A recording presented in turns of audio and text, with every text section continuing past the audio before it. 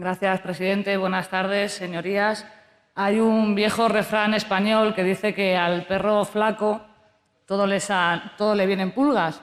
Y este refrán es muy sabio y además ahora mismo está de mucha actualidad porque, como podemos ver, el coronavirus no ha afectado a todo el mundo por igual. Lo sabemos especialmente en Madrid y especialmente en el puente de Vallecas. Desafortunadamente, los y sobre todo las más pobres se han visto mucho más afectadas por este confinamiento. Así lo indica el estudio sobre el impacto de la situación de confinamiento en la población de la ciudad de Madrid.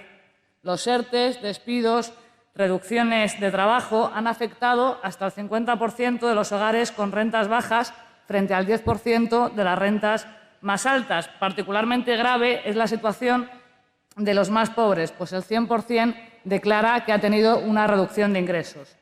Una de las claves es el teletrabajo. Durante la crisis es una obligación y en estos momentos casi requerido por seguridad para los empleados y empleadas. Y desafortunadamente sabemos que cuanto menores son los ingresos, menos posibilidades hay de teletrabajar. Mientras que un 43% de los trabajadores y trabajadoras que ganan entre 2.500 a 3.000 euros pueden teletrabajar, solo un 22% de los que ganan de 1.000 a 1.500 euros pueden hacerlo y prácticamente nadie de aquellas personas que cobran por debajo de 500 euros al mes.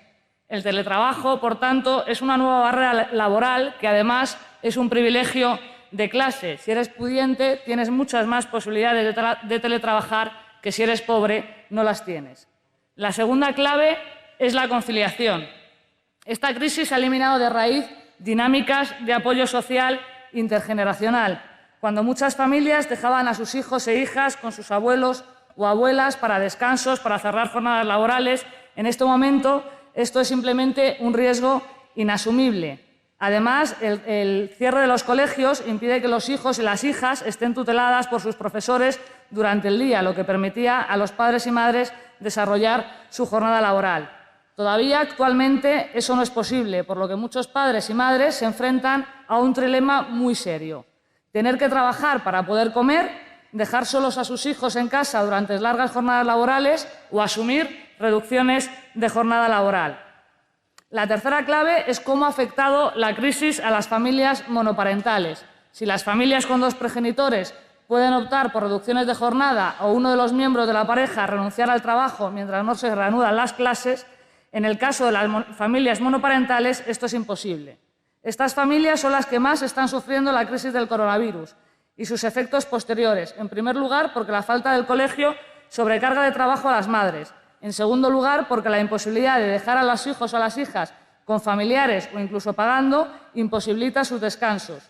Y en tercer lugar, porque el no poder dejar a los hijos e hijas solas en casa o con familiares imposibilita que trabajen la gran mayoría, que son las que no pueden teletrabajar.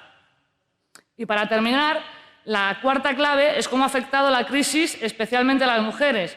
Y es que no solo hemos visto, como ha señalado, por ejemplo, una investigación de la Universidad de Zaragoza, que incluso durante el confinamiento se ha mantenido la menor participación de los hombres en las tareas domésticas, con las mujeres asumiéndolas en exclusiva un 32,5% de las familias, que solamente se dio en sentido contrario en el 6,5% de los casos. Es que las mujeres tenemos niveles de pobreza muy superiores y además cerca del 90% de las familias monoparentales están encabezadas por mujeres, por lo que de manera clara son las mujeres, por ser más pobres, por recaer sobre ellas todo el peso de la conciliación y por ser muchas de ellas madres solas o madres solteras las que se han visto más perjudicadas por la crisis del coronavirus. Estamos hablando de una situación límite. Familias que no pueden optar por el teletrabajo y que no pueden trabajar fuera de casa por problemas de conciliación.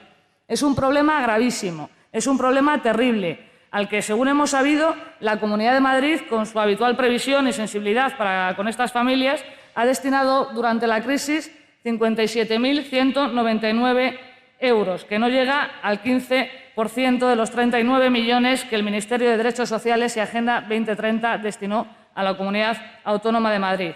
Este olvido es una auténtica vergüenza para con las más afectadas de la crisis, para las familias monoparentales, afectadas por ser pobres, afectadas por estar encabezadas por mujeres y afectadas por todas las dificultades de conciliación que ya arrastraban y con la pandemia se lo han llevado al infinito.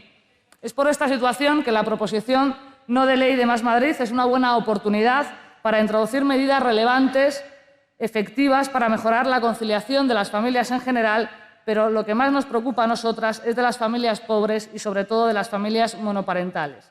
Así, mientras los señores del PP, Ciudadanos y Vox insisten en negarle su reconocimiento en igualdad con las familias numerosas a través de nuestras enmiendas a esta PNL, lo que hacemos es tratar de echar una mano, de ayudarlas por 3 vías adicionales.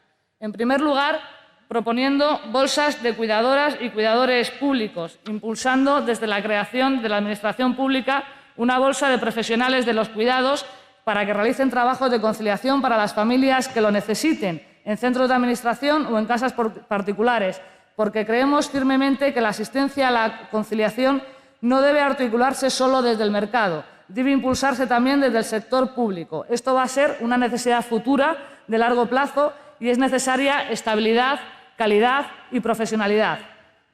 En segundo lugar, proponiendo que en el teletrabajo se tenga particularmente en cuenta a las familias monoparentales. Creemos que se deben impulsar incentivos fiscales para que las empresas promuevan activamente el teletrabajo y una línea de ayudas al teletrabajo para estas familias, para compra de equipos informáticos, permitiendo así, en muchos casos, la reincorporación al mercado laboral de cabezas de familia que en estos momentos no tienen posibilidad de trabajar por no poder dejar solos y solas a sus hijos e hijas. Pensar que promover el teletrabajo en casa es algo negativo cuando muchas familias monoparentales, por su nivel de recursos económicos, ni siquiera tienen esa opción y sí mucha necesidad de reincorporarse al trabajo, es un olvido imperdonable y elitista. Como sociedad, esta crisis ha iluminado hasta qué punto la vida, el día al día de toda nuestra realidad descansaba sobre los más precarios y sobre las más precarias, sobre basureros, sobre cajeras, sobre sanitarias, sobre cuidadoras de residencia, sobre las que de verdad dan sustento, mantienen en funcionamiento nuestras vidas. Mientras nadie echaba de menos a los especuladores financieros ni Airbnb, todos hemos demostrado conciencia de la importancia de lo público y de la gente de abajo, de las que de verdad levantan nuestro país y especialmente del trabajo que soportan las mujeres.